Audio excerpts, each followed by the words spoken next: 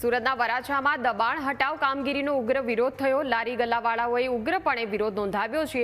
ધારાસભ્યની ઓફિસની બહાર લોકો મોટી સંખ્યામાં એકઠા થયા હતા।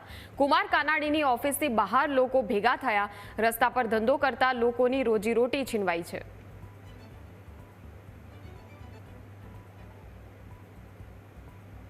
સંવાદદાતા અમિત ફોનલાઈન પર જોડાઈ ગયા છે। અમિત, લારી ગલ્લાવાળાઓએ હટાવ કામગીરી જે ચાલી રહી હતી દબાણો હટાવવાની તેનો ઉગ્રપણે વિરોધ કર્યો છે અને જે રીતે ધારાસભ્યના કાર્યાલયની બહાર મોટી સંખ્યામાં અત્યારે હાલ એકત્રિત થયા છે, હાલ ત્યાં શું સ્થિતિ છે, શું પગલાં લેવાયા છે?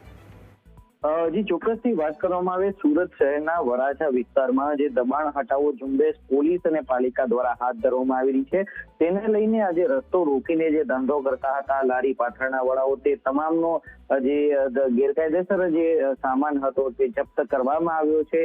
તેને જ લઈને આજે ફેરિયાઓમાં રોષ જોવા મળ્યો હતો અને ફેરિયાઓ છે ધારાસભ્ય કુમાર કાનાણીની ઓફિસ બહાર એકઠા થયા હતા। જોકે ધારાસભ્ય કુમાર કાનાણીએ આ બાબતનો પત્ર છે સુરત પોલીસ કમિશનર અને પાલિકા કમિશનરને લખ્યો હોવાને લઈ આ કાર્યવાહી થઈ હોવાનો આક્ષેપ છે અને આ જ આક્ષેપ બાબતે આજે લારી ગલ્લાવાળાઓ જે કુમાર કાનાણીની ઓફિસ નીચે મોટી સંખ્યામાં એકઠા થયા હતા અને તેમના કહેવાથી આ કાર્ય થયું છે, તેમની રોજગારી છીનવાય છે તેવા આક્ષેપો છે તેમને કર્યા હતા।